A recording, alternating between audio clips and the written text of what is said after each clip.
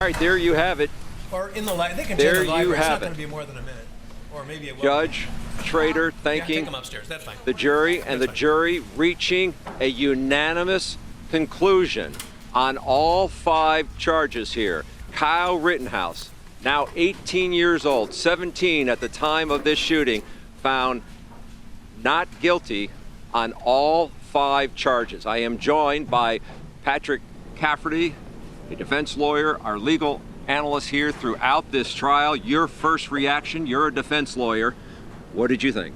This is a clean sweep for the defense. So all these motions and things we've been talking about that the judge held in abeyance, they are no longer relevant. The defense will now move for judgment on the verdict. I fully expect the judge to grant judgment on the 5 verdicts, and the case will be dismissed.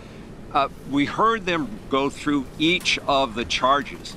It doesn't look like they addressed the lesser charges here, right? Any word from the state? That's correct. Once they're asked, if you find him not guilty on the first line of the count, you need not consider anything else. So once they found him not guilty, they didn't even think about the lesser includes. Defendant on all counts are dismissed with prejudice. Let's listen in again to the judge. From the obligation of his bond.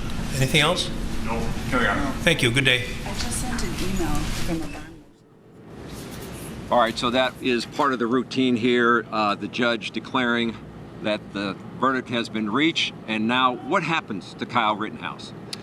So Kyle Rittenhouse is free to go about his business, free to live his life. He has no further obligation to this court at all. The bail will be returned to whoever posted it, and that'll be it. The file will be closed, and the court will move on to the next one. So given where we were on day 1 and given where we are today, what stands out to you as you watch this case? Because the argument all along from Kyle Rittenhouse and his lawyers was this was self-defense. And at the end of the day, after 3.5 days, the jurors believe that. So you say the jurors believe that. I think the highlight of the case, if you ask the defense, is going to be that they put Kyle Rittenhouse on the witness stand. He testified effectively, and the jurors believed him when he said that he believed he had no choice but to do what he did. Always a risky move to put a defendant on the stand. Yes. Clearly, it was the right move. So right now, if you ask the defense, did you make any mistakes? They're going to say, absolutely not. We got a not guilty verdict on all 5 counts.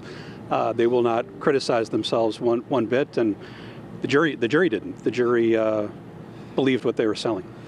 We will be interested in hearing what the process was, why it took 3.5 days.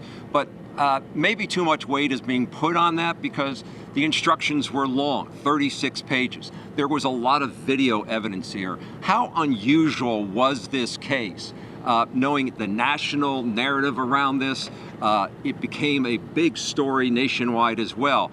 But there was a lot of video. There was a lot of different pieces of evidence that isn't normally gathered by law enforcement, but was gathered by people who were there that night. How much did that play a role in this trial? Given the amount of time that this jury took to come to a resolution of the dispute, it is apparent that they weighed all the evidence, looked at all the video, debated the case, and came to this conclusion. Trying to read the tea leaves, it may well have been that the one person who asked to take home her jury instructions was sort of the holdout, and then when she came back this morning, the other jurors were able to persuade her to join them in the not guilty verdict. That may be. Now, the jurors are the only ones who know that. Right, or if there was more than one. And we had been talking too, were they stuck on 1 or 2? They had come to a conclusion on 3 out of the 5. But here they are, and we want to walk you through each of the verdicts here. If we can take you through, here's what we know. If we can put up, I don't know if I'm going to be able to see the, here we go. I'm going to get a little bit closer to our monitor here. So the first degree reckless homicide, use of a dangerous weapon, not guilty. Let's move on. First degree recklessly endangering safety, use of a dangerous weapon, not guilty. That's in the case of Gage Grosskreutz. First degree recklessly endangering safety, use of a dangerous weapon, not guilty. So far, 3 not guilties. Let's go to 4 and 5. First degree intentional homicide, use of a dangerous weapon, not guilty. And then the final verdict here, attempted first degree intentional homicide, use of a dangerous weapon, not guilty. That is for Gage Grosskreutz.